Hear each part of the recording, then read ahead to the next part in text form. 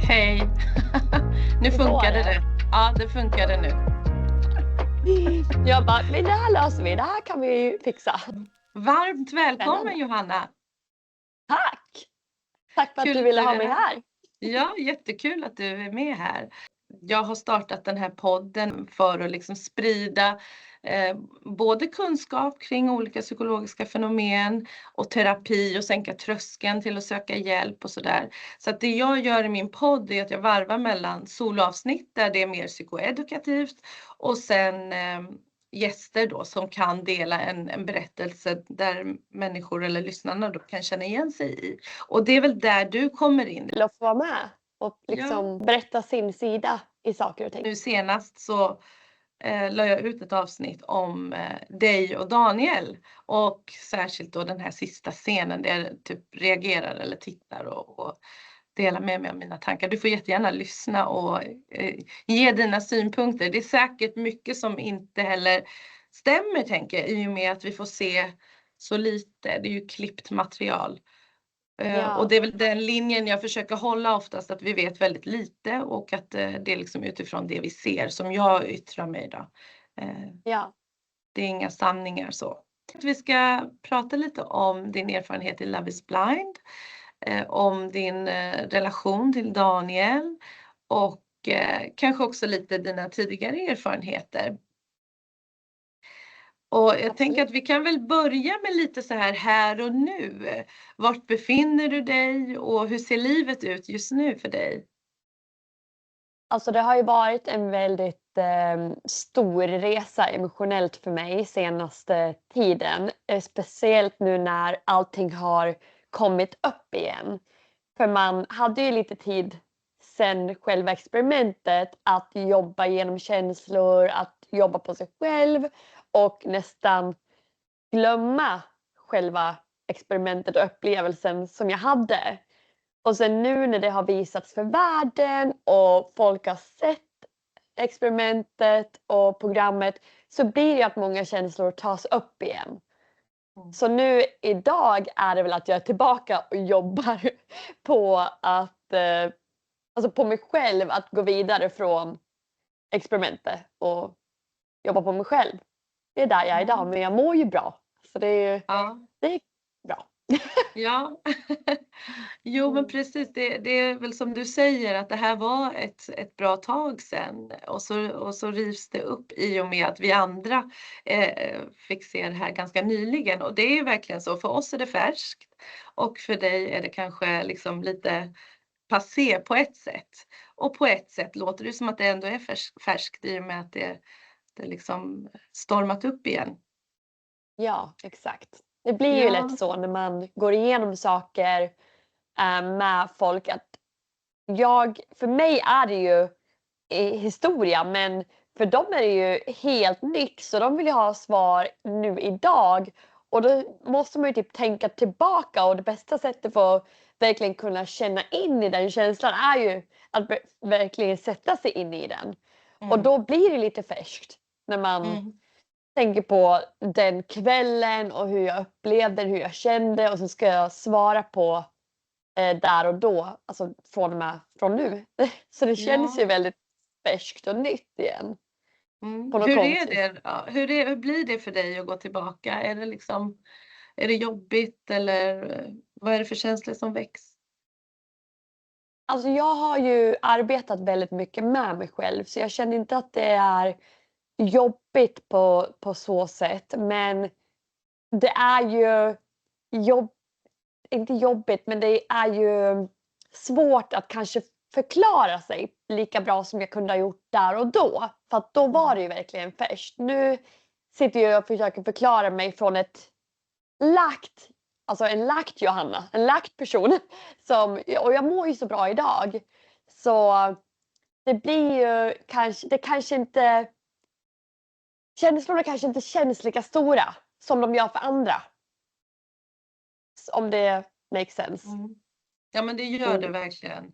Och så är det ju såklart. Det här är någonting som var länge sedan för dig och som du säger har du bearbetat massa och processat och så ska du möta alla obearbetade, liksom, intensiva, spontana reaktioner som det ju blir också för många. Jag blir absolut inte minimera vad som hände. För jag förstår ju, alltså, och jag känner ju också även själv att det är ju en stor grej för en människa att gå igenom de situationerna jag gick igenom. Och det var en stor grej för mig där och då. Men nu har det gått så pass lång tid att jag har arbetat igenom det och ser tillbaka på det att okej, det var inte idealt att få gå igenom det här men det var ju ännu en läxa och ännu en sak jag tar med mig framåt. Att jag ser ju red flags tidigare än vad jag någonsin gjort med varje upplevelse man går igenom.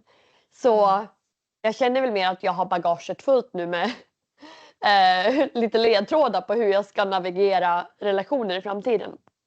Ja, och det är det jag tänker att du kan hjälpa lyssnarna med också.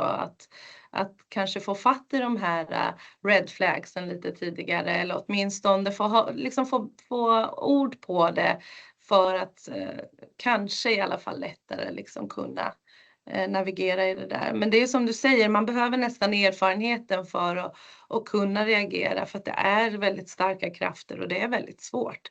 Det ska man också ha med sig. Det är ingenting man kan liksom bära skuld för eller vad man säger för att det är otroligt svårt. Exakt.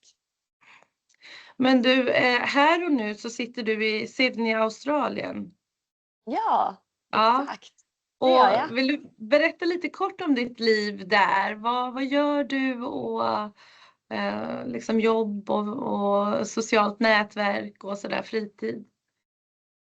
Alltså jag är en väldigt social person. Jag spenderar väldigt mycket tid med mina vänner utanför jobbet. Jag spenderar tid i olika chambers, så business chambers, svenska Chamber of Commerce som jag är med som board member för the young professionals.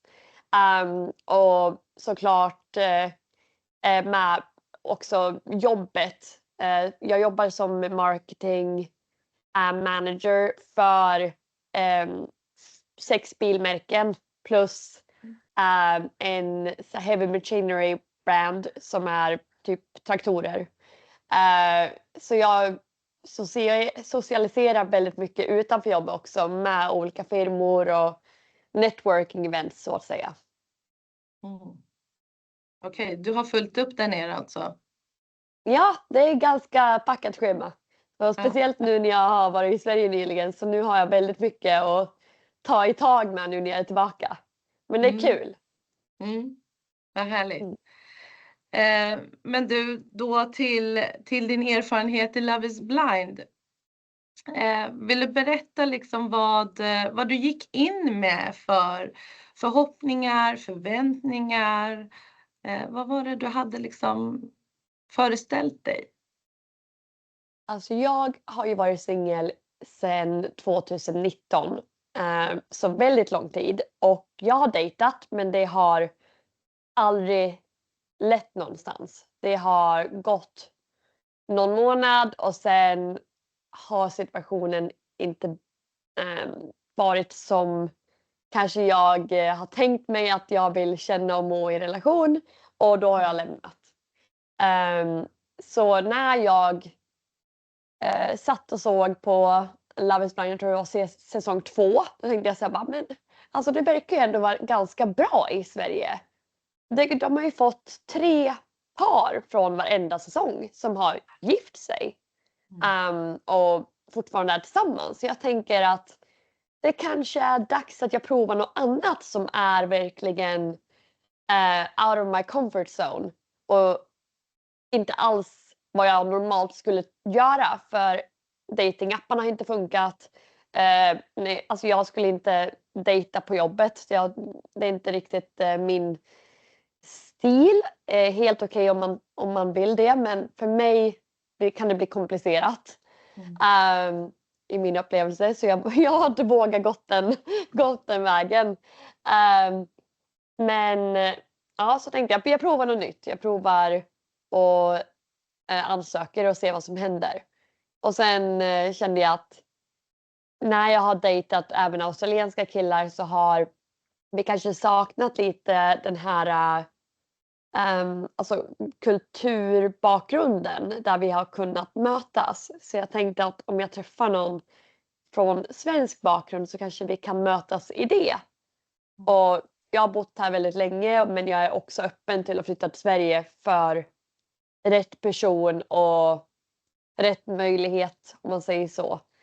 Så jag tänkte att hittar jag kärleken och vi har fått testa på och vi har beslutat oss för att gifta oss, så låter det som en utmärkt möjlighet och anledning till att flytta till Sverige. Så Mm. ja. Mm. Så du blev verkligen inspirerad av tidigare säsong och hade den liksom önskan att hitta kärleken? Ja, Mm. exakt så. Hur var det då att kliva in där i början när allting var så där nytt? Alltså jag var så nervös. Det var absolut inte alls vad jag hade tänkt mig. Ehm, jag är inte direkt... jag tror jag är mer bekväm bakom kameran än framför kameran. Och sen var jag så rädd att jag skulle tappa mycket av min personlighet när jag satt framför kameran.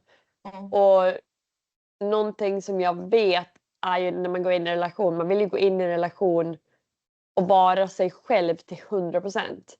Så att då gå in i en relation och kanske inte vara sig själv, det kan ju bli väldigt fel. Mm. Så jag kände det att det var annorlunda att dejta på det sättet. Men Mm. också, Menar du att du kände att det fanns vissa liksom, hämningar så i och med att det var kameror och hela den grejen? jag kände att jag trodde att det skulle vara det. Men jag blev väldigt snabbt van med kamerorna. Så Okej. när jag först gick in så var det så här, vad är detta? Vad har jag sagt ja till? Kommer jag kunna vara mig själv? Men sen tog det bara några dagar och jag kände att men det här var nog inte så farligt. Mm. I got this. You Och got this. Ja. då var det lättare att fortsätta och fortfarande återigen tro på experimentet. Just För att det. jag kände inte att det var så farligt och så svårt som jag trodde det skulle vara i början. Nej. Nej, men vad skönt att det blev så, för att det är precis som du säger att man behöver ändå liksom kunna vara i kontakt med sig själv och närvarande egentligen för att kunna liksom träffa och möta någon annan. Ja, Och, exakt. ja, jag tycker att man kände väldigt så värme från dig och det gör man nu också. Jag tycker att den här känslan jag får av dig här och nu tycker jag stämmer överens med den jag fick när jag tittade på avsnitten. Så Vad att, kul! ja. Ja. Ja. Och det är ju också, jag tänker på det, för det första som slår mig när jag träffar dig så här, det är ju din utstrålning. Att du har en väldigt så glädje, liksom energi och ja, men väldigt sådär sprudlande personlighet på något sätt. Och det var väl det som grep tag i många av oss, inklusive mig, när man tittade på serien, hur det här liksom bara avtog och hur du dimmades ner mer och mer. Ja, och det kände jag ju själv också i experimentet, men även när jag fick se tillbaka på det och kolla på avsnitten, då kände jag verkligen att gud vad det verkligen syns. Alltså jag har ju inget pokerface. Jag trodde att det bara var min upplevelse, inte att liksom alla kunde se det. Men när jag såg på programmet, då såg jag verkligen, oj, man kan verkligen se att jag inte mår bra. Ja, ja men precis. Hur var det då att se sig själv på det sättet? Men med tanke på att jag tog beslutet jag tog och lämnade i slutet, så kände jag att jag visste ju att det var happy ending för den lilla ledsna tjejen jag såg på skärmen. Det hade nog varit jobbigare om jag hade gått emot min magkänsla och gått emot alla de här red flagsen som jag kände under tiden och stannat. Då hade jag nog tyckt att det var jobbigare. Mm. Men med tanke på att jag sitter idag och mår väldigt bra i mig själv så är det ju lättare att se på ett förflutet, alltså en ledsen version av mig själv. Just det. Ja, för vi visste ju inte slutet när vi tittade. Det var Nej. verkligen så här, Vad ska så hon mycket göra? känslor. Ja, exakt. Men jag tänker så här, du säger att du kände allting i alla fall förstås ju, där och då när du satt.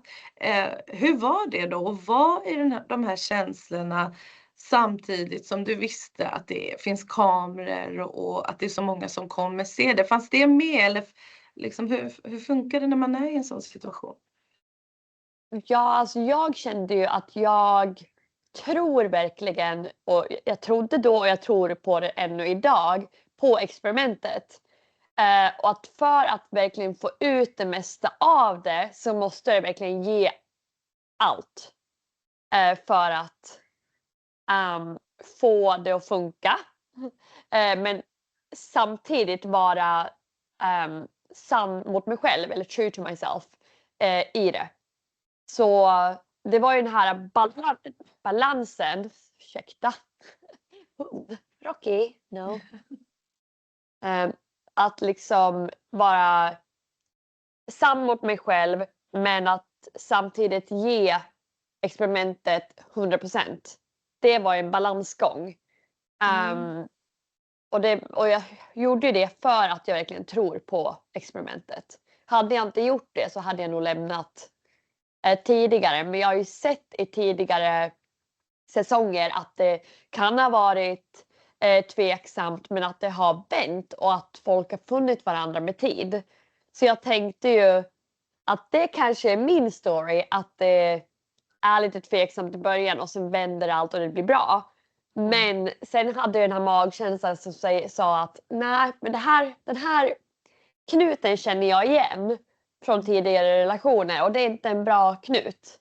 Att jag måste lyssna på den mer än att tro på ett experiment. För jag har ju faktiskt inte gått igenom det förr, men jag har gått igenom tidigare relationer som har gett mig knut i magen.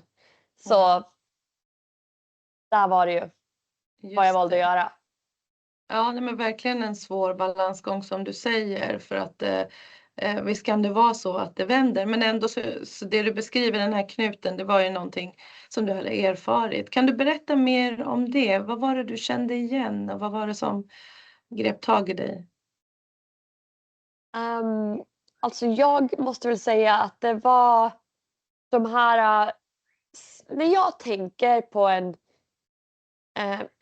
fin, givande relation med sin partner, då ska ju den kännas väldigt, alltså jag vill känna i mig själv att jag känner mig hörd, jag vill känna mig sedd och jag vill känna mig förstådd.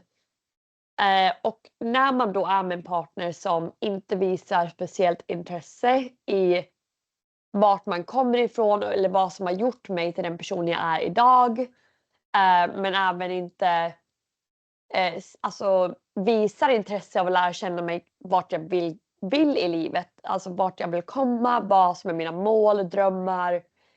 Det blir ju det blir ju en ganska svag relation. Och jag kände att jag vill ha en djup kontakt med min partner. Och det var där jag satt alltså i det här och kände att vi kommer liksom inte ner på djupet. Och det är inte relationen jag vill ha. Kan man Alltså, säga att det du beskriver nu var bland det första som du la märke till när det kommer till ja, de här signalerna? För det var också bland det första som jag tror att vi tittare la märke till, att vänta här nu, hon verkligen, och de har ju klippt förstås. Hur sant är det, tycker du, den bilden som framstår? För att det är förstås väldigt klippt material. Men det vi fick se är ju att du försöker, slänger ut krokar, men du får ingen napp. ja. Men så var det ju också. Men även att jag kände ju att jag satt ju bara och pratade alltså på honom nästan. Och det finns ju bara så mycket frågor och så mycket intresse du kan visa. Alltså det är som att slänga en boll och aldrig få en boll tillbaka. Till slut tar det ju slut på bollar. Och det var där jag kände att jag ställde frågor, jag visade intresse. Jag alltså, sa saker för att han skulle ställa frågor tillbaka, men ingenting tog. Det var bara som att det bara... Det går inte ens att förklara. Det var som att jag bara stod och slängde ut i havet eller någonting. Ja, men precis. Det fanns ingen mottagare riktigt. Nej, Nej. ingen mottagare. Och inget, det kändes ju verkligen som att det fanns inget intresse för att lära känna mig. Eller veta om saker tillbaka. Det var bara att, kan du vara lite skön eller? Kan vi liksom latcha? Alltså vi hade ju väldigt kul ihop. Och vi hade ju den här bantern som inte man ser mycket av. Det var ju därför jag valde honom i kapslarna. För att vi hade jargong och vi hade, alltså delade många skratt. Men det jag tänkte att okej, det här är en väldigt rolig kille. Men nu ska vi bara se om vi kan komma ett steg djupare och bygga en kontakt. Vilket jag känner att jag behöver om jag ska tänka mig att gifta mig med den här personen. Det går inte att bara ha roligt. Man måste ju även kunna prata om de jobbiga grejerna och kanske veta varför jag reagerar på vissa sätt i vissa situationer. Och det vet man ju bara genom att ställa frågor. Ja. Hur snabbt märkte du då att det här kommer inte liksom, det kommer inte komma något mer? Alltså jag kände väl det när vi var redan där i Grekland. Då kände jag att oj, alltså vi har inte mycket att prata om det inte är om vädret och om liksom Tzatziki. alltså ja, tzatziki och liksom, alltså såna här saker som jag skulle kunna sitta och prata med det här med trädgårdsmästaren liksom och alltså det var liksom så alltså det var jag tror jag faktiskt har djupare konversationer med trädgårdsmästaren. Men det var liksom inget djup i huvudtaget. Nej. Och jag kände att men det här är ju liksom, nej. Jag tror jag har starkare kontakt med min brevbärare. Och det ska ju inte vara så. Det ska ju vara att man känner att man kan ha kul men man kan även djupdyka. Och prata om saker som menar.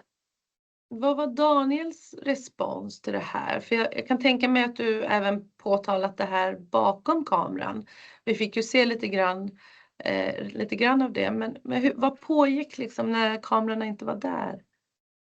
Men jag tror han är ganska okej att inte ha de här djupa konversationerna. Jag tror att han lever lite där uppe på ytan och det är helt okej. Och jag förstår ju att det finns människor som är helt okej med det. Men jag är ju inte det. Och jag måste ju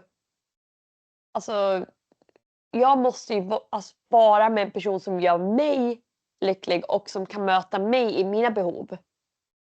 Och det kunde inte Daniel. Så jag dömer inte honom. Nej.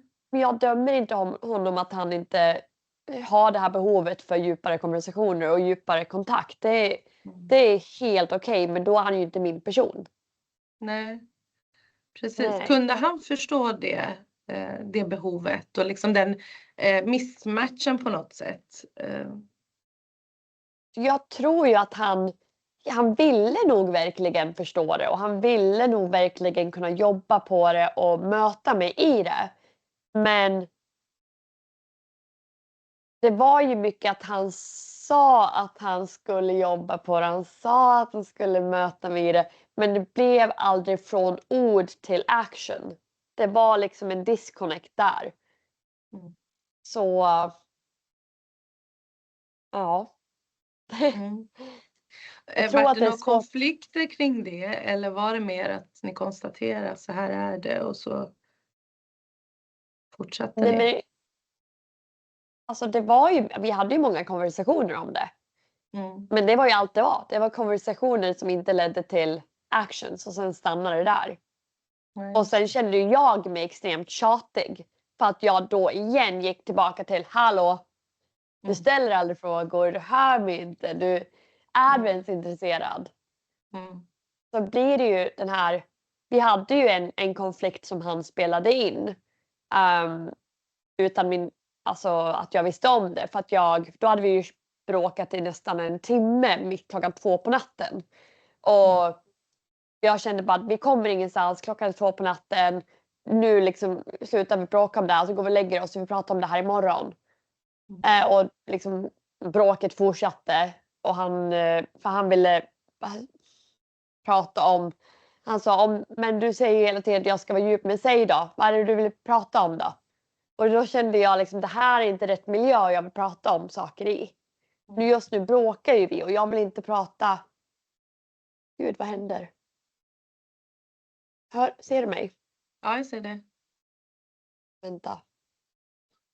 Den hoppade ifrån, jag vet inte vad som hände. Nej, men så vi, alltså det där bråket gick ju liksom i cirklar. Och då sa jag en kommentar att jag önskar det här var alltså inspelat just nu. För vi var ju i en produktion som spelades in hela dagarna. Så jag menade ju av dem, jag menar ju inte att vi skulle spela in varandra. För då tycker jag att man måste säga det om man vill spela in någon och säga att vi spelar in den här konversationen, så kan vi lyssna tillbaka på den och höra hur vi låter sen. Men nu var det ju inte så. Jag sa, jag önskar den här konversationen var inspelad, och han spelade in mig under bordet på sin mobil. Och då efter en timme så sa han att han hade spelat in mig, och jag kände att det är inte okej. För det tyder ju, speciellt att det hände så tidigt i en relation. Det tyder ju på att det finns en brist av tillit till relationen där. Om man tar det beslutet och gör en sån grej. Jag kände inte att det var, att det är typ, om jag ska sitta här och tänka på, åh gud, mannen jag ska gifta mig med, jag hoppas att han spelar in mig utan vilja när han vill kommunicera med mig. Alltså det är ju inte någonting som någonsin skulle komma ur min mun. Utan jag vill ju vara i en relation där vi litar på varandra och vi jobbar med varandra till att komma över situationer. För jag tycker ju aldrig att personen är din fiende. Det är ju problemet som är din fiende. Och sen måste ni mötas i det och lösa problemet tillsammans. Men jag kände att där och då satte han mig emot sig. Och jag blev hans problem. Vilket jag känner att jag är inte hans problem. Situationen är problemet. Vi kan inte mötas i situationen. Men det vart ju liksom att nu hade han satt mig i min upplevelse emot sig själv. Och då kände jag mig att men nu känns det inte som att vi är ett team. Nu känns det som att du försöker peka ut mig som problemet. Och det är inte riktigt rättvist heller. Det blir ju aldrig rätt om man går in i en situation eller ett bråk med alltså i från försvar. Eller vad man ska säga. Jättebra förklarat, tycker jag. Det här just med att liksom vi har ett gemensamt problem och vi kan se en konstruktiv lösning tillsammans. Det är ändå grunden i att en relation ska fungera. För konflikter kommer vi alltid ha. Men det är liksom hur vi tar oss ur, eller om vi tar oss ur, som är det som avgör om vi kan lösa det och gå vidare och bli starkare ifrån det. Så konflikter är verkligen nödvändiga. Men när det blir på det här sättet som du beskriver, att han fightades mot en sak och du var ute efter något annat, då blir det ju svårt. Ja, alltså jag kände ju att det var inte jag och han mot problemet, det var han mot mig. Och då var det ju, hur ska vi lösa problemet när vi sitter och jobbar emot varandra för att lösa det? Det går inte. Och då kände jag att vi förstår ju verkligen inte varandra. Alltså det känns som att vi pratar olika språk. Och hans agerande från det var att lämna. Så han drog och gjorde sitt och jag stannade i bubblan. Och då var det ju också att när han åkte, för det man alltså han var ju borta ganska mycket under inspelningen och gjorde liksom grejer utanför och var toastmaster och vad det var. Men då var jag ensam i den här bubblan själv. Och när jag satt där så kände jag att jag mådde så mycket bättre när han inte var där. Och jag trodde ju först att jag hade den här knuten i magen, kanske för att det var inspelning och det var alltså unknown territory. Jag hade inte gjort något sånt här innan. Men sen när jag märkte att kamerorna var kvar, allting var kvar, men han var inte kvar. Men jag mådde bättre. Det var då jag kände att oj, den här magkänslan, den handlar inte kanske om så mycket om situationen jag är i, utan vem jag är med i den. Just det. Jag tycker det man hör när man lyssnar på dig är att det finns en tillit till dig själv och till andra människor. Och det är också det som gör att du så gärna liksom försökte och trodde på det här som du säger.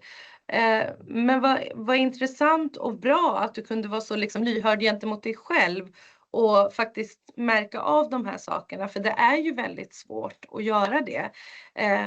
Kan du berätta lite om liksom, vad är det du har varit med om tidigare som ändå har hjälpt dig i det här? Kan du berätta om tidigare relationer? Jag dejtade en kille i några år för ganska många år sedan nu. Men där jag var väldigt stark som person när jag gick in i relationen.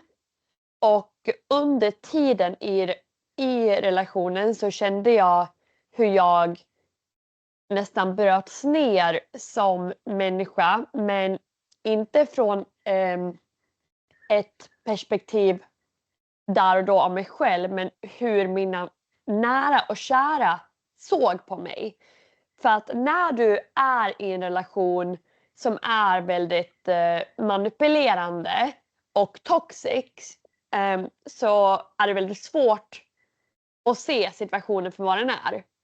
När du är mitt i stormen. Och det var en så pass lång period, över en så pass lång period som den blev allt mer och mer toxic. Men i slutet av de här 4 åren var det då mina kompisar inte klarade av att vara nära mig när han var omkring mig. Utan de började undvika mig i situationen när han var med. Och sa att du får bara komma om du kommer ensam, för att vi orkar inte se dig som du mår när han är omkring dig. För du är inte dig själv längre. Det är jobbigt att se. Vi älskar dig och vi vill vara där för dig. Men det har gått för långt och du är inte dig själv längre. För jag sa ingenting, jag skrattade inte, för allting var ju fel om mig. Men så fort han inte var där så var jag min bubbliga själv igen. Men med tiden som gick så började det också försvinna. Att jag till och med i stunder när inte de var med, att jag blev tystlåten, eller när han var med, att jag blev tystlåten och jag blev lite av ett skal till människa som de förklarar att jag var. Och jag tror att det är väldigt svårt att se det själv, för jag såg inte det där och då. Jag mådde bara inte bra, men jag visste inte liksom varför jag inte mådde bra. För jag trodde ju lite där och då på allting han sa om mig, att det var sant. Att jag inte var värd någonting och att jag inte var bra och att jag varför liksom om jag skulle lämna honom skulle jag aldrig hitta någon igen och att jag skulle vara så tacksam för att jag hade hittat honom och det var ju liksom så inarbetat i mig att jag trodde ju att det var sant och att liksom mina ord var inte värda att säga, så mitt skratt var inte värt att höra, så att jag liksom skulle inte tro så mycket om mig själv och skulle inte göra mig sedd och hörd, och det var bättre om jag bara var tyst och det var ju en relation som var extremt toxic. Men sen så tog den slut väldigt hastigt. Och tack vare att han lämnade relationen, vilket jag idag är så tacksam för att han gjorde. För att när han väl lämnade den så vart det som att alltså jag fick luft igen. Och då, alltså jag såg allting jag inte hade sett innan. Jag såg den här enorma kärleken från alla mina vänner som plockade ihop alla bitarna som jag var och glimmade ihop mig igen.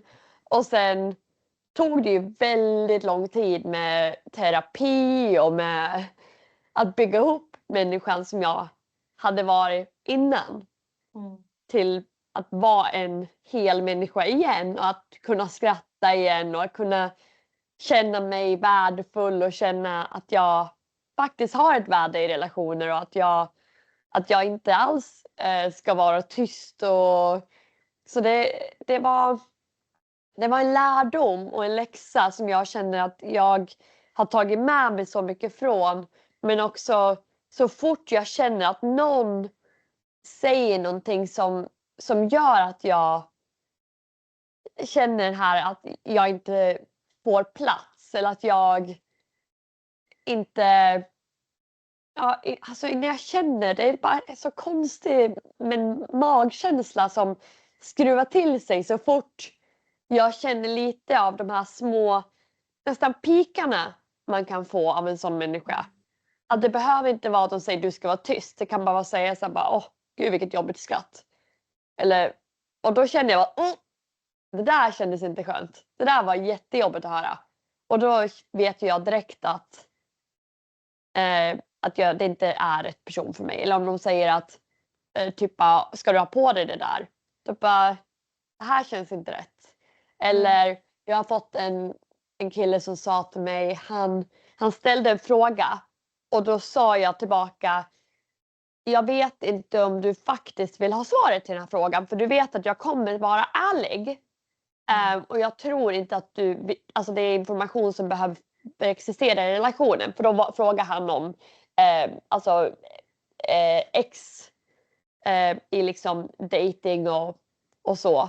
Och då jag känner liksom man ska inte ta med sig för mycket information från det gamla in i det nya för det kan bli mycket alltså mer skadligt än vad det ger nytta.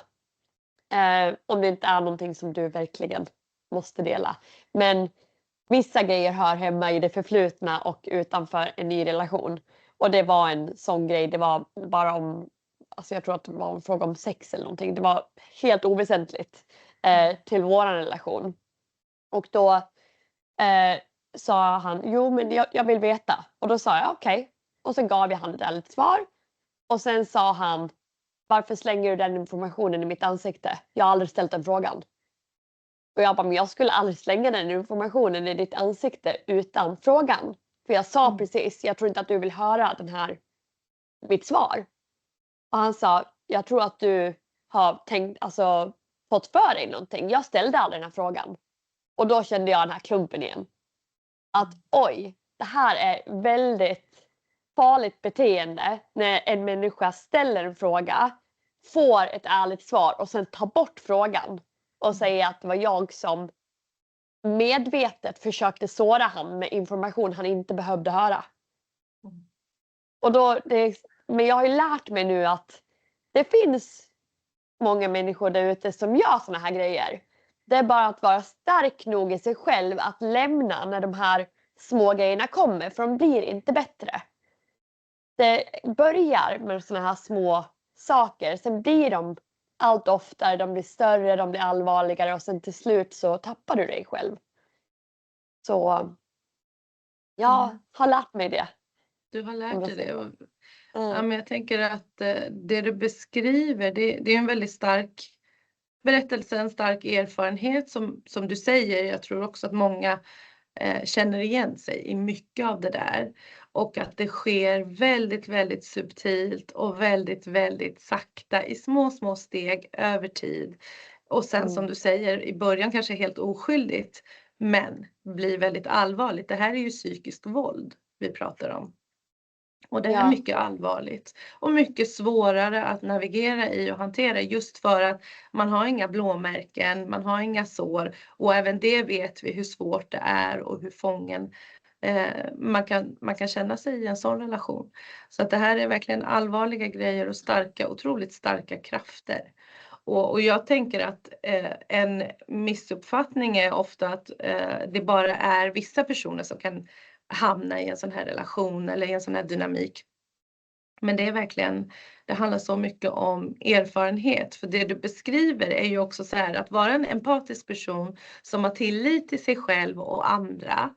Ja, men det är klart att det är någonting som en sån person som du beskrev utnyttjar till sin fördel. Så det handlar inte om att du är svag. Det handlar om att den personen vet precis hur den ska göra. Ja.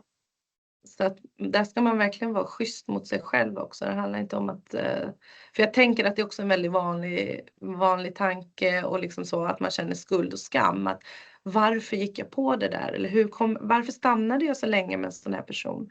Men man ser inte det. Ja. Sen tycker jag väl också att man måste vara lite snäll mot sig själv för att alltså jag kände att när jag i min första relation där jag upplevde det här beteendet.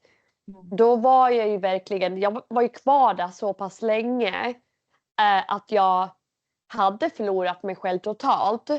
Men och där och då, jag var väldigt hård på mig själv när jag precis kom ur det. Jag tänkte så här, hur kunde jag stanna så länge? Hur kunde jag låta det gå så långt? Det gick ju för långt, den relationen. Den var ju väldigt farlig för min hälsa och välmående på slutet. Och jag var väldigt hård på mig själv där då också. Istället för att tänka att du kom ur den. Du lever, du har dig själv, du har dina vänner. Ingenting är förlorat, du har hälsan i välbehåll. Du kom ur. Så var jag så hård på mig själv och tänkte hur kunde jag inte se det här tidigare? Hur kunde jag inte förstått bättre? Men det är ju väldigt svårt när du är i det och när du är så pass nedbruten att faktiskt se det för vad det är. Så det är så viktigt att vara snäll mot sig själv. Ja men verkligen. Vi är ju relationsvarelser. Och det finns inget mer skrämmande än att känna att man kanske inte är värd att vara i en relation eller kan bli lämnad och ensam. Och det är såklart i en sån relation så är det ju precis det som personen också liksom trycker på eller jobbar kring. Och som du nämnde lite kort innan med vännerna också, det är ju en isolering som sker där man successivt också får distans till sina nära och kära just för att det då blir lättare för den här personen att hålla kvar en. Ja.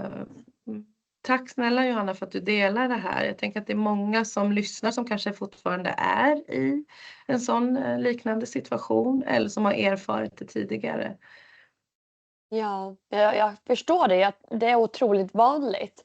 Jag har ju dejtat ganska många personer med samma beteende efteråt. Men jag har sett det väldigt tidigt. För att jag har haft de här nästan 4 åren av att vara med en sån här person. Som har gett mig väldigt många läxor i knepen och tricksen de har. Så att jag vill ju aldrig säga att jag är tacksam för tiden med honom. För det var inte bra för mig. Men jag är ju tacksam för lärdomarna jag har fått med mig. Att jag kan navigera nu och lära känna en sån person mycket tidigare än jag någonsin kunnat förut. Och jag hoppas att någonting jag säger verkligen kan ge och lära andra personer där ute. För det är ju fruktansvärt vad en sån relation kan göra med dig själv. Ja, det kan vara totalt förödande. Och det jag hör dig säga funkade för dig är att du hade dina vänner som faktiskt såg, pekade och som stod kvar. Och hjälpte dig lite med den här liksom verklighetsprövningen. Vad är på riktigt och vad är inte och vad är liksom... det låter som att de var en stor del i att du faktiskt kom ur det också. Ja, absolut. Jag tackar ju dem för allt idag. För att det är ju vänner som stod kvar när många valde att gå. För att det var jobbigt. Och jag kan ju förstå också för när man ser hur en person mår och ser hur illa den blir behandlad och den väljer att stanna. Det är ju ganska frustrerande för någon utomstående. Så jag förstår ju varför många väljer att gå därifrån för att det är jobbigt att se. Men sen är jag så tacksam för de som stod kvar och de är ju mina vänner än idag. För att de stod kvar. Men de gav mig även lite val kring det. De sa att vi älskar dig och vi vill ha dig i våra liv. Vi vill även vara i ditt liv men inte när han är omkring. Så då fick jag det här. Jaha. Så jag har liksom mina vänner nu som jag bara kan träffa utan honom. Och sen har jag liksom ett liv med honom. Men han var ju också extremt svartsjuk. Så han ville ju inte att jag skulle umgås med mina vänner utan honom. Så det vart ju liksom i slutet ett stort val mellan dem och honom. Och där var det ju alltså någonting som igen, jag vet inte om jag hade gått eller om jag hade haft styrkan att lämna om inte det var för att han lämnade mig. Men jag vet ju att jag kommer ju aldrig igen någonsin tillåta en man in i mitt liv där jag känner att han har de här alltså det här beteendet och att det kan komma till en punkt där jag är så pass alltså vad ska man säga, liten. Alltså jag vill inte säga att man är liten men man känner sig liten. Alltså känslan av att vara så liten att man inte kan ta sig ur. Maktlöshet. Vad sa du? Maktlöshet tänker jag att du Ja, beskriver. ja. Du känner dig fast liksom. Men exakt. Och det är det jag tackar han idag för att han faktiskt var den som släppte mig. Ofta gör de ju inte det. Nej. Men han fick ju en ny på kroken så det var ganska lätt att släppa mig när hon var säkrad. Så jag är ju jätte tacksam för att jag kom ur, men jag har också en extrem oro för den personen som han alltså tog in och han slängde ut mig. Just det. Ja. Ja. Ja, men jag hör vad du säger. Erfarenheten är inte trevlig och den vill man inte återuppleva. Men du pratar om ett skydd på något sätt som det har gett dig idag. Och jag tänker att det är det vi såg i den här slutscenen. Där man ser hur det här påverkar dig. För det Daniel gör är ju att han manipulerar och gaslightar ju dig. Han förvirrar dig totalt. Att ena sekunden säger han en sak, sen säger han något annat och sen förvränger han och håller på. Och det är det här du sätter ord på ju. Att nu går vi i cirklar. Och man ser hur du skakar och hur det här verkligen väcker någonting gammalt i dig. Kan du berätta lite mer om det? Vad var det du kände i den stunden? Alltså det är ju den här känslan igen. Den här gamla magkänslan. Att när man har gått igenom det för att någon... Jag vet att jag kanske inte alltid kommer ihåg saker ordagrant. Hur det har sagts eller så. Men jag vet ju att jag kommer ganska väl ihåg situationen. Så om någon säger till mig att nej men så var det inte. Då kan jag bara säga att jo men utifrån min upplevelse så var det så här jag kände. Och det kan du aldrig ta ifrån mig. Hur jag kände. Och hur du fick mig att känna var liten och ur kontroll. Och där när man sitter i de här upplevelserna där någon försöker ändra din vision eller hur du kommer ihåg någonting. Det där är ju första varningen att det här är inte en bra person för mig. För att man kan glömma exakt hur saker exakt till punkt och pricka hände. Men du kommer oftast ihåg ganska tydligt vad som skedde. Speciellt när det är så pass färskt som de här situationerna var. Då känner jag att om någon då säger att det inte var så, då säger jag att de kan ju ha en annan upplevelse om det, men de kan fortfarande inte ta ifrån dig din upplevelse. Så det är ju jätteviktigt att du kommer ihåg din upplevelse och stå fast vid den. Hur du mådde i den situationen. Och släpp in aldrig det. Så alltså, kände du där, kände du där då att jag mår inte bra, det här får mig att känna mig liten eller får mig att känna knut i magen eller att du inte mår bra, det är ju din upplevelse. Oavsett om det var så de ville få dig att känna, så är det din upplevelse. Men har de ingen bra ursäkt för varför de fick, det kan ju alltid vara ett missförstånd. Men det här var ju inte ett missförstånd. Det här var ju en person som försökte ändra min upplevelse totalt och säga att det inte var så det hände.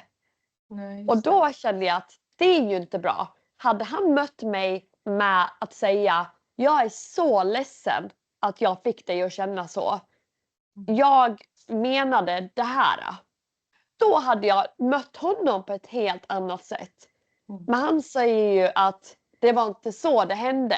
Det var ju så här det hände. Och då blir jag den här, nej, du kan inte ändra min upplevelse. Men du kan få möta mig i den och förklara varför du fick mig att känna så här. Superbra och superviktigt. Tack för att du säger det här. För det är precis det här jag tänker många liksom vacklar i eller tappar sig själv i, just att men jag vet att jag känner det här. Det är ju upplevelsen som du säger. Ingen kan ändra den, ingen kan ta den ifrån dig. Det är den du har att gå på. Det är liksom livlinan på något sätt. Sen som du säger, vad som sades exakt och sådär, det kan man aldrig komma ihåg. Det gör inte den andra heller. Men upplevelsen och att få ha den, att bli respekterad och liksom, jag tänker det vi såg var ju att det var som att han inte var intresserad överhuvudtaget kring din upplevelse.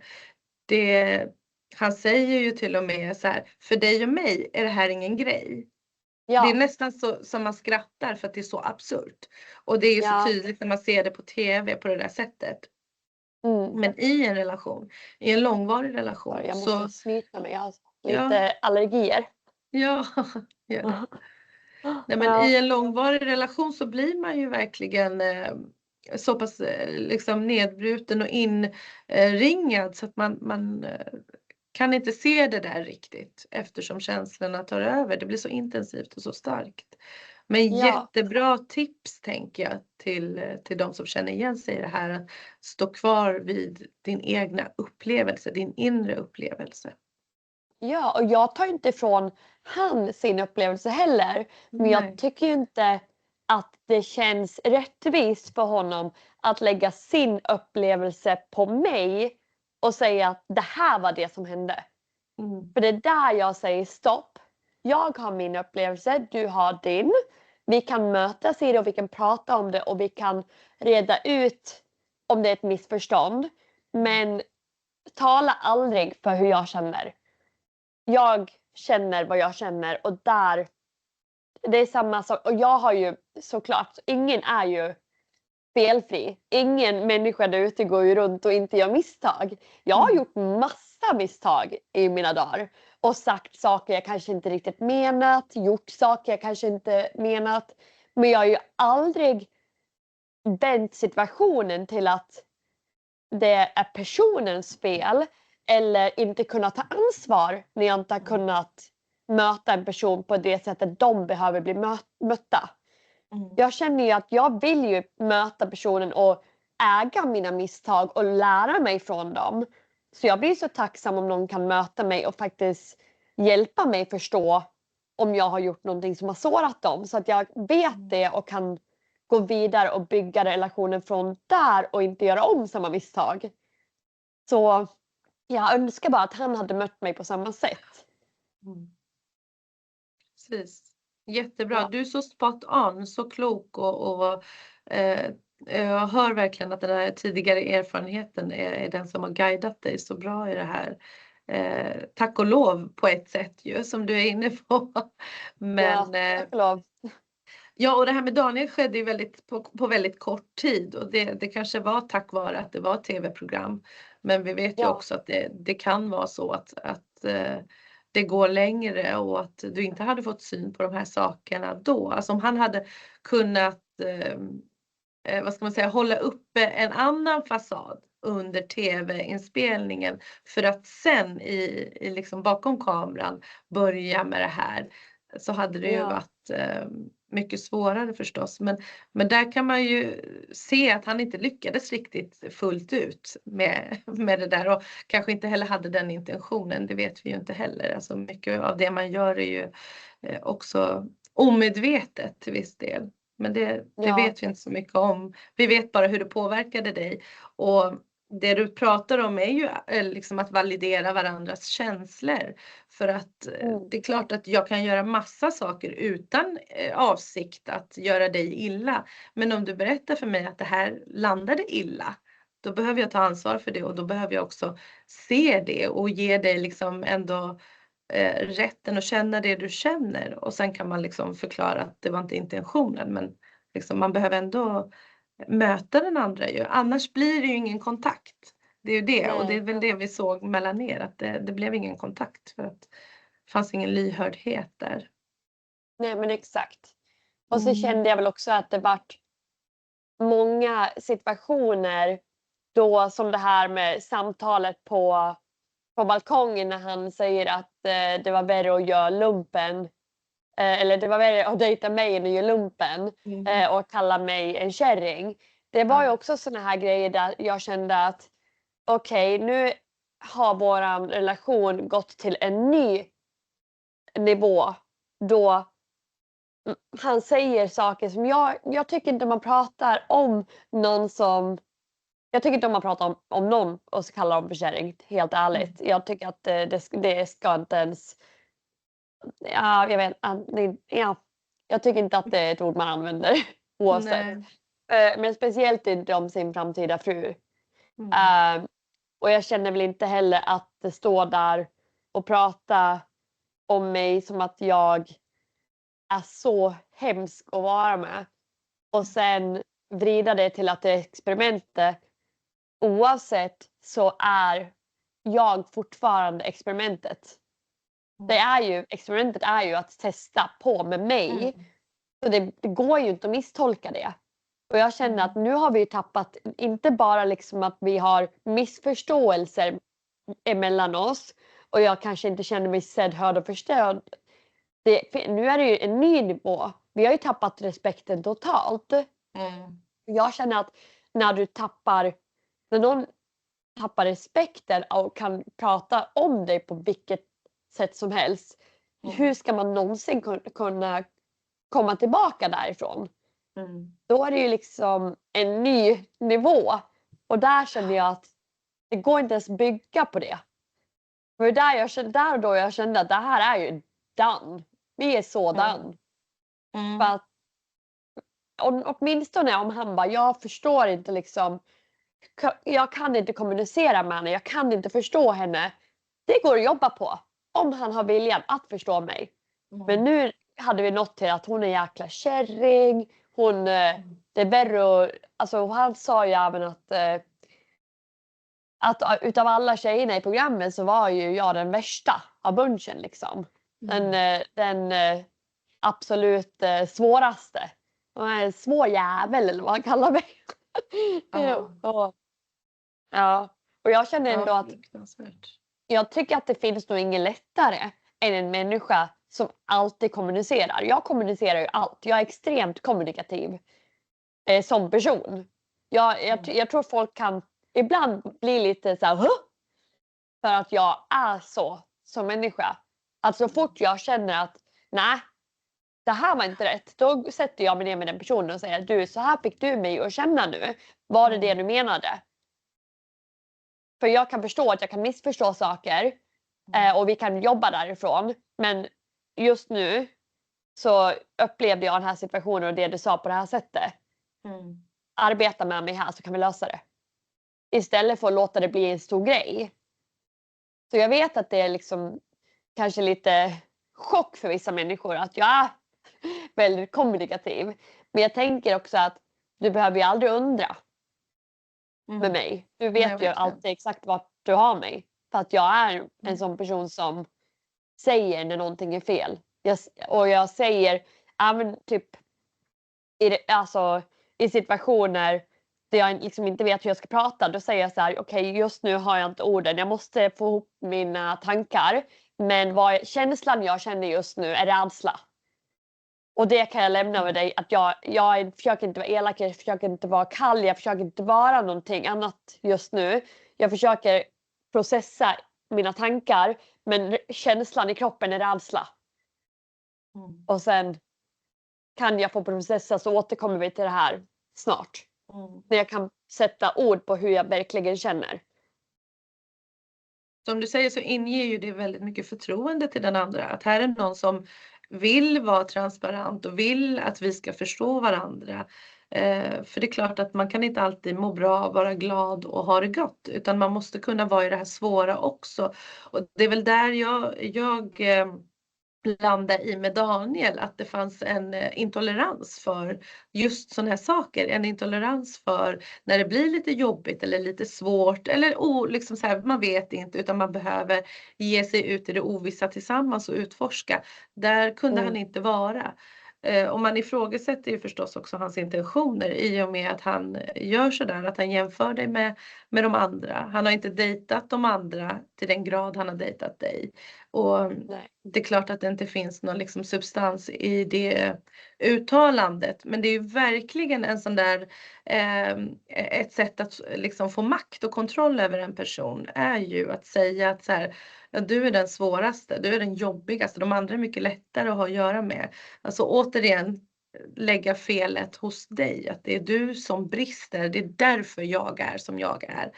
Så du bär skulden till och med för mitt sviniga beteende. Inte ens där kan jag ta ansvar. Nej. Men där vet ju jag, i och med att jag har gjort det här arbetet på mig själv och jag vet vem jag är idag, så är ju jag på en plats där om någon säger till mig att du kommunicerar inte eller du är på ett visst sätt, så säger jag nej, jag vet att jag kommunicerar. Så det har du inte över mig. För det är någonting jag pride myself in. Alltså jag är verkligen stolt över mig själv att jag är en person som kommunicerar på sättet jag kommunicerar, för det har tagit mycket arbete att våga sätta ord på sina känslor och liksom säga vad jag tycker och tänker i situationer istället för att hålla det inne för att jag är rädd hur det ska mottas. Jag tycker oavsett hur du känner, om du berättar om dina känslor och vad du känner över situationen från ett perspektiv att det här, alltså du inte gör det med ill intention. Alltså jag sitter ju aldrig och vill någon illa med att uttrycka mina känslor. Jag vill ju bara att de ska försöka förstå mig. Och det enda sättet de kan förstå mig är ju att jag sätter ord på mina känslor. För ingen är ju en tankeläsare. Så där är jag väl nu att om någon säger till mig att du och jag känner så här, eller du alltså betedde dig så här, eller du gjorde det här, då blir jag så här och då liksom har du redan, ja men nej, säg inte hur jag känner, jag vet hur jag känner, säg inte vad jag har gjort, för jag vet, jag har min upplevelse av situationen och den är min. Allting annat kan du försöka ta ifrån mig, men inte min upplevelse. Den äger jag. Det var så otroligt skönt att se det i den här slutscenen. För att jag tycker att man ser ditt motstånd väldigt tydligt. Att ja, det här påverkar dig. Ja, du darrar med handen och liksom det här är jättejobbigt. Men du köper inte det han har att sälja. Alltså han gör ju försök på försök på försök. Och det biter inte på dig. Och jag tänker att det är därför han sen säger, jag är ju kär i dig. Jag liksom, alltså han försöker med en ny taktik. Han märker det här, okej, hon köper inte det här. Nu måste jag göra något annat liksom. Och då tar han någonting som han kanske tror eller hoppas att liksom det här, nu ska hon bli knäsvag här och liksom köpa det här. Men det var väldigt, väldigt fint att se. Trots att det var väldigt liksom också så där jobbigt att se att du hade det så himla jobbigt. Men jätteskönt att du gjorde ditt motstånd där. Ja, men det var ju också där när vi kommer hem från förlovningsfesten och vi har sett liksom, den här konversationen har skett på balkongen och han kommer in och sätter sig och sen första han säger att ja, men vi hade väl ändå liksom en bra dag. Vi är väl glada. Jag bara sluta prata om mina känslor i din erfarenhet. För min erfarenhet och din erfarenhet är separat. Vi har uppenbarligen väldigt olika syn på vad som hade skett den dagen och den kvällen. Så jag känner, alltså när han inleder den konversationen så redan där har jag satt mig på liksom tvären. Och tänkt att det här kommer ju inte gå någonstans. För att han har ju börjat konversationen alltså, utan att ha mig i den. Han pratar ju bara åt mig igen. Inte med mig. För hade jag fått vara med i konversationen hade jag ju lyssnat på mina känslor om dagen. Och tagit dem i åtanke. Men han säger ju vi känner ju så här. Och då blir det så här, han var ju i relation med sig själv tänker jag. Alltså du vart ju eliminerad och det är väl, där har vi en jättestor röd flagga. När den andra reduceras till liksom, nej men du har ju inga egna upplevelser utan allt jag upplever det är också vad vi upplever. Så du kan sluta känna efter, du kan sluta försöka liksom göra din röst hörd. För att jag kan tala för oss båda. Det där är verkligen superfarligt. Det ska man vara otroligt vaksam för. Som du säger, du är en individ med dina upplevelser. Och han är med sin. Och båda har lika rätt att få hävda dem och framhäva dem och ta plats. Exakt. Ja. Exakt. Ja. Jag tänkte på en annan sak som du sa. Det här med att prata om mina egna upplevelser. Det där är ju en väldigt bra kommunikationsstrategi. Alltså utgå från jag-budskap. Alltså jag upplever det här. För mig blev det så här. Det är också ett sätt att liksom minimera risken för påhopp och ytterligare konflikter. För att man pratar om sig och sin upplevelse. Och det är så intressant mellan dig och Daniel för att det är det här du gör. Och i och med att han har inte så mycket då att kasta på dig. För hade du sagt att Daniel, du är elak mot mig eller du är så här. Då hade han haft massa material och liksom skjuta tillbaka med. Men du liksom disarmerar honom genom att prata om dina egna upplevelser. Och han liksom kämpar in i det sista. För att ändå hålla kontrollen över dig. Och det är därför det blir sådana cirklar som du hela tiden påpekar. Han bara säger samma sak om och om igen. Och man ser ju att han också är uppgiven utifrån att inget biter. Och det är väl därför han upplever dig som så svår. Det var inte lätt att ta kontroll över dig. Det var inte lätt att liksom, få dig att bli en ja-sägare och göra precis allt det han säger. Och tycka att det liksom, ge upp din egna rätt till existens och upplevelse. Ja, exakt. Jag tänker att jag är så glad att jag har just det här, jag ska väl säga, alltså den starka självkänslan och självbilden över vem jag är idag.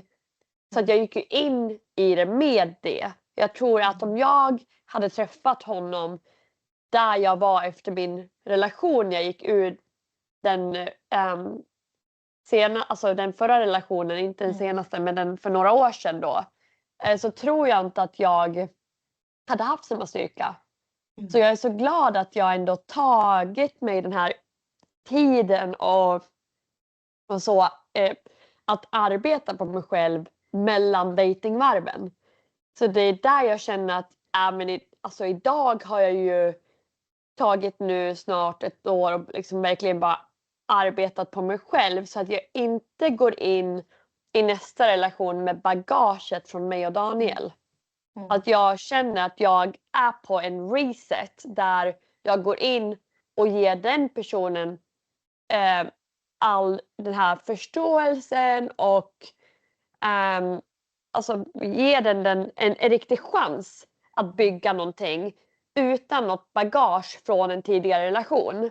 För jag tror att jag, inte från egna erfarenheter, men från mina vänner och personer omkring mig som kanske också har gått igenom svåra relationer och sen direkt hoppat in i en ny relation för att de så gärna vill vara i relation, så har jag ju sett att det har gått i kras direkt. Och sen sitter de och inte förstår varför det gick i kras. Och har jag sagt det att men det är ju för att du tar med all den bagagen in till den här nya människan nu. Så den människan har ju inte en chans. Och jag tror att det är så viktigt att sätta sig själv i fokus och ta den tiden att verkligen känna att jag mår så pass bra just nu att jag behöver inte en annan människa, men det är jättekul om jag får träffa en annan människa och dela mitt liv med. Men jag behöver inte en annan människa. Och sen också att man är på en så plats som är så pass bra att den människan har ingen... Du lägger inte på en annan människa att de ska fixa dig. Eller fixa ditt liv. Att du kommer som en hel person från ett bra ställe och allt den behöver göra är att vara sig själv. Då kan det bli väldigt fint därifrån. Men om man träffar någon från punkten att jag mår inte bra, du måste fixa mig. Du måste göra mitt liv bättre. Det är ju väldigt mycket press för en annan människa. Och då blir det ju aldrig bra. Nej, precis. Den enda som kan hjälpa mig är jag. Och man kan ta till olika medel som du säger att du har jobbat på dig själv och fått stöd. Kan du berätta lite kort om det? Vad är det du har gjort? Har du gått i terapi eller har du gjort andra saker? Ja, jag har gått i terapi över tiden till och från när jag känner att jag behövt det. Jag tycker att det är absolut någonting man ska ta till om man känner sig i behov eller om man känner att man börjar prata med någon som kan ge ett externt perspektiv. För ibland är ju vänner, de kan ju kännas väldigt biased för att de är ju faktiskt dina vänner. Och de kommer aldrig tycka om en person du inte tycker om. Eller ha en åsikt. Alltså nu har jag väldigt bra vänner som sätter mig på plats ibland. Också, så jag är himla tacksam att de inte är så rädda att säga till mig när jag tänker helt fel.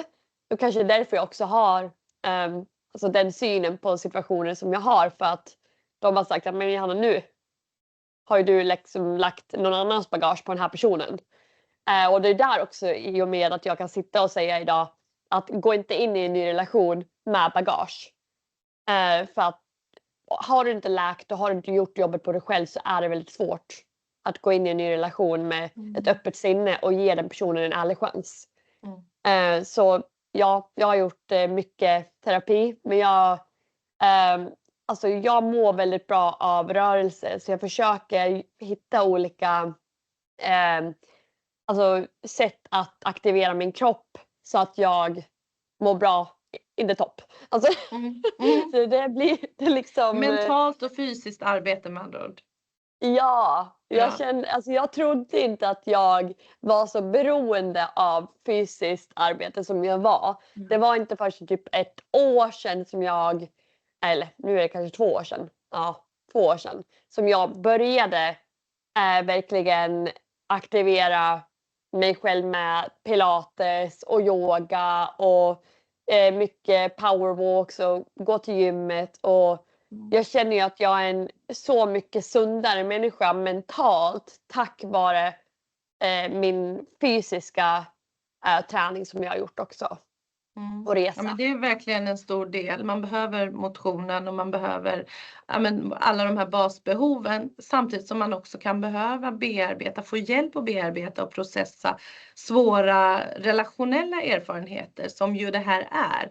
För att det är väl också ett sätt att liksom känna självomsorg och rå om sig själv är ju att inse också att det här är inget som jag bara kan smälta över tid, utan ibland kan det vara så pass att man faktiskt behöver hjälp med att se samma situation utifrån flera perspektiv. Det är ju det terapi gör, och att också se liksom, kunna sätta ord på saker och ting som man inte riktigt kan göra på egen hand eller med vänner, samtidigt som vänner också, liksom vänner och familj, nära och kära, är en stor del i ens liksom återhämtning från sånt här. Så man behöver liksom flera olika saker för att få ihop hela den här personen, som du säger.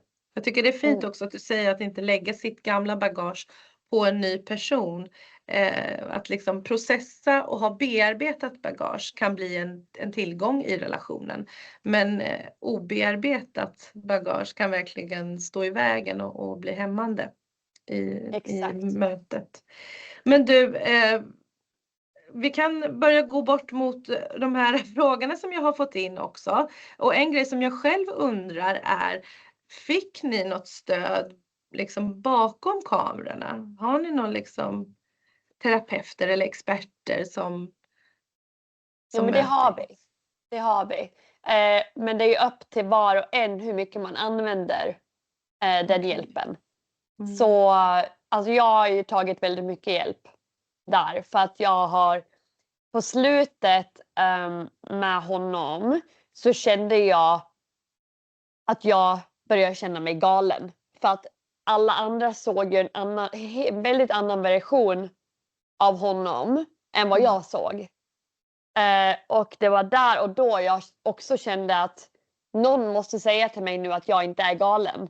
För de enda människorna som jag har sitter ju och håller med honom. Och då blir det ju väldigt förvirrande.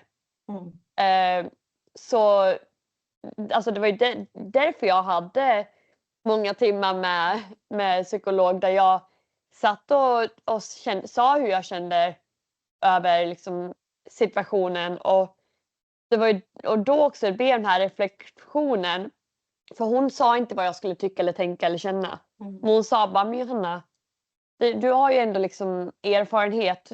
Kan du liksom, vad skulle du säga till dig själv just nu? Om det här var, om det var din bästa vän eller din dotter eller en yngre dig som kom till dig själv med de här problemen, vad hade du sagt?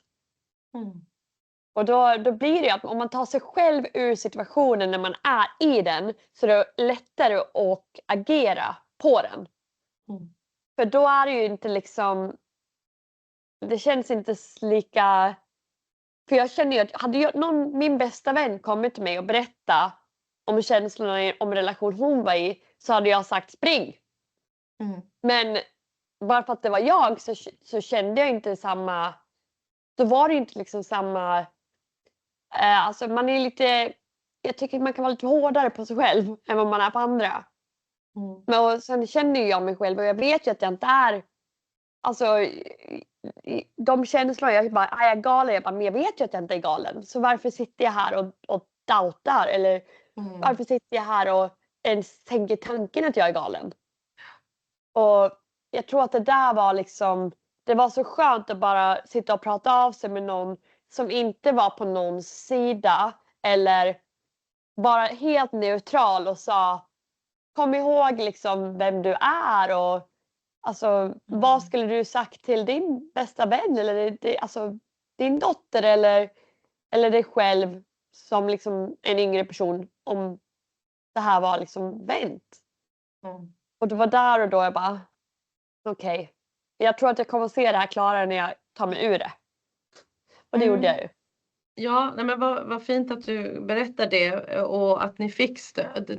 Det liksom är skönt att höra. Och det du beskriver är ju precis det terapi går ut på. Terapeuten vet ju aldrig bättre än dig vad du behöver. Men finns där som en spegel egentligen. Du hade ju allt det där i dig, men man behöver ibland hjälp att få syn och liksom förtydliga och sätta ord på saker. Men det är också det var också en grej jag känner, att när man får den här känslan att nu tror jag att jag håller på att bli galen. Det är också en av mina varningstecken. Att någonting står inte rätt till. När jag börjar alltså frågesätta vem jag är. Mm. Så jag tänker ändå att det var också en pekpinne att Ja. du måste nog gå härifrån nu. Det här är nog inte en rätt plats för dig. Nej. Nej. Bra. Jag tänker att det är så, jag blir så glad av att ha dig här i podden. Jag tänker att du är en otrolig förebild för många, både unga och äldre som kanske är i en liknande situation eller kanske kommer hamna i en sån situation. Att man får lite så här liksom en liten grundkurs i hur och vad. Och vilka saker man faktiskt kan hålla i på något sätt som ett ankare. Ja, och jag blir ju så glad att om den här situationen jag levde igenom kan ge någonting till andra människor så har den ju åtminstone ett syfte, känner jag. Ja, Så, ja men verkligen. ja. Ja, jag ska ta fram de här frågorna. Det har kommit in en del frågor. Vi får se vad vi hinner med. Om det kommer red flags vid nästa dejt, lämnar du direkt då? Alltså jag är min stora tro när det kommer till red flags, att jag ger det 3. Så vid 3:e går jag, alltid. Inte för många år sedan. nej. Men nu idag när jag dejtar så känner jag att första gången det kan vara ett missförstånd. Andra gången, då blir jag så här, det här känns inte bra igen. Nu är det här är inte bra. Men händer det en gång till då är det kört. Då är jag out the door. Så 3 chanser har en kille på sig att för jag tar ju alltid upp det. Så det är inte som att de går vidare utan att veta om hur situationen fick mig att må. Och sen händer det någonting igen. Då kan de ju fortfarande säga, oj gud, alltså jag menar inte. Men jag känner att händer det igen. När de har haft 2 gånger på sig. Och jag har fått förklarat och jag har fått väglett och jag har fått berättat hur situationen fick mig att må. Och det händer en gång till. Då känner jag att då är det dags att gå. Och då är det uppenbarligen inte en bra match för mig. Nej. Speciellt så tidigt i en relation. Bra, vi går vidare. Fick du stöd ja men det frågade jag ju. Om du fick stöd. Tror du att Daniel bara var okänslig och hade svårt att öppna upp eller att han faktiskt är narcissist? Här diagnostiserar vi. Ja, jag har ju tyvärr inte någon utbildning så jag kan inte diagnosera någon. Men jag kan ju bara säga utifrån min känsla och mitt mående och min upplevelse så mådde inte jag bra i situationen. Och det är liksom vad han är inte mig, alltså det är inte min sak att säga. Men han fick ju inte mig att må bra och då var det dags för mig att gå. Har du planer på att flytta tillbaka till Sverige? Det har jag inte just nu. Men vem vet, alltså om jag hittar kärleken i Sverige. För rätt person. För rätt person, exakt. Absolut. Ja. Det här var en fråga om du hade liksom tidigare erfarenheter, vilket vi har varit inne på. Hur känner du för att Ronja och Angie hjälpte Daniel att gaslighta dig? Alltså jag tänker så här att Ronja och Angelica i den stunden så hanterar de den situationen med informationen de uppfattade sig att de hade. Och jag tycker aldrig man ska rekommendera eller ge råd om en situation du inte har extremt mycket vetskap om. Så då tycker jag det är bättre att kanske hålla sig utanför den situationen eller hålla sig väldigt neutral. För du vet inte vad som händer bakom stängda dörrar. Men där och då så gav de råd och gav sig in på den här situationen baserat på vad de hade för information där och då. Och jag kan bara säga att jag kanske inte skulle ha gjort samma sak i deras ställe, men jag tror inte att de hade något illa, alltså de hade ingen ill intention, eller de menade inget illa med att försöka råda oss där då. De ville ju faktiskt bara att vi skulle lyckas. Så jag tänker liksom att alltså jag tänkte, det gjorde ont. Jag mådde inte bra i situationen och jag mådde ännu sämre för att jag kände mig galen när folket runt om mig verkade se en helt annan person än vad jag såg också. Då kände jag mig ännu galnare. Så det är därför det är så pass farligt att råda i en situation du inte vet allting om. Men de rådade ju bara från det de visste. Så alltså jag tänker inte att, alltså de har ju bett om ursäkt idag när de har sett mer av situationen. Och alltså det är in the past, vi har gått vidare. Ja, skönt. Jag tänker att du nämnde det innan också, att alla andra fick se en annan sida av relationen och av Daniel. Så att man kan tänka att det inte är så konstigt då att de inte förstod liksom allvaret i det. Men en jättebra regel att ha med sig, att inte gå in för hårt med rekommendationer när man vet så lite. Ja, exakt. Här är någon som säger att de inte tycker att gaslighting blir lyft tillräckligt i Love is blind, trots att det är så uppenbart. Och det har vi också benat ut, tycker jag. Ja. Hur lyckades du behålla sånt lugn och respekt i de situationer vi fick se? Särskilt när du sa ifrån till Daniel. Alltså jag är en väldigt lugn person, tror jag. Alltså i mig själv. Men speciellt när det kommer till situationer då jag sitter i en sån här trängd situation, skulle jag vilja kalla det.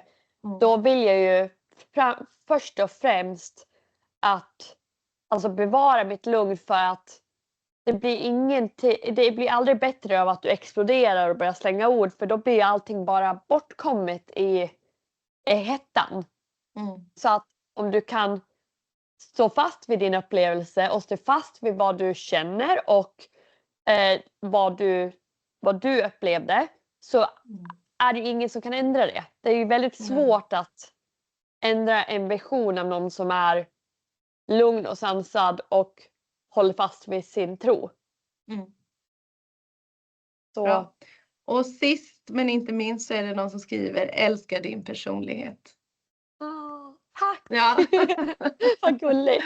Ja, men jag tänker att det är väl det många upplever att de har fått se, är ju att du faktiskt kämpar väldigt mycket i den här relationen och försöker liksom ditt bästa, och att du också är liksom snäll mot honom, om man säger. Du är väldigt sådär förlåtande, eller ja, det är fel ordval. Jag vill inte säga förlåtande utan mer förstående, liksom öppen för att du faktiskt inte heller vet allting som sker inom honom. Och det tänker jag tyder på väldigt känslomässig mognad, att du kan stå kvar där och fortfarande ändå vara så här nyfiken och utforskande, snarare än liksom bestämd och dömande. Ja, och vi har ju alla olika liv och bakgrund och så mycket som gör oss till de vi är idag. Så jag känner man måste vara lite förstående att hans alltså livserfarenheter kanske inte är densamma som mina, och vi kanske agerar och reagerar på olika sätt i olika situationer. Men att försöka möta varandra någonstans där i mitten och reda ut de här alltså situationerna, det är det jag ville komma till. Men det gick ju inte, för att vi var på så olika plats i hur vi alltså agerar och reagerar i konflikter. Där att då går det ju ibland inte att mötas, tyvärr. Nej, men att veta när det är dags att gå, känner jag är viktigt. Ja, det visar du oss alla när det är dags att gå. Men du Johanna, Ja. stort tack för att du var med här och satte ord på så många viktiga saker. Och tack! Tack för att jag fick vara med. Alltså jag Ja. känner mig hedrad. Ja, vad Min kul. första podcast. Är det så? Ja! Vad roligt. Det är speciellt. Det är speciellt. Ja. Du, jag tänkte, jag vet inte om den här släcks ner om 1 minut eller inte. Den har varnat här. Men jag vill ta ett kort bara så här på vår setup. Så. Kommer du till Sverige någonting? Inte på ett tag nu. Jag har varit i Mm. Sverige väldigt mycket senaste året så nu måste jag faktiskt ta lite vila från Sverige med tanke på Ja. att jag har ju faktiskt ett fulltidsjobb här som Just det. jag har lyckats få ledigt ifrån ganska mycket men Ja. jag tror inte att de har så mycket grace Nej. om jag vill åka igen liksom. Nej, jag fattar. Du, vad är klockan där för dig nu? Jag vet faktiskt inte. Jag tänkte precis på det för jag ska ju ha Du ska mitt ha andra det. möte. Den är prick 11 här. Och jag Ja, ser men då- att du behöver Då rusa. är den vad är den då? 9 här. 9 på kvällen, okej. Ja. Bra, men du tar hand om dig. Jag Nej, kommer lägga ut det gud. här. 7 är den, sorry. Det är 8 timmar Okej. nu. Den har ändrats. För det gick ju in Aha. i sommartid och vintertid. Just det. Ja. Du, det här kommer komma ut på YouTube men också då i podden som i ljudformat. Jättekul Johanna. Tack Ta så hand om dig. jättemycket. Tack Ja, själv. Dina. Ha det bra. Hej. Hej då.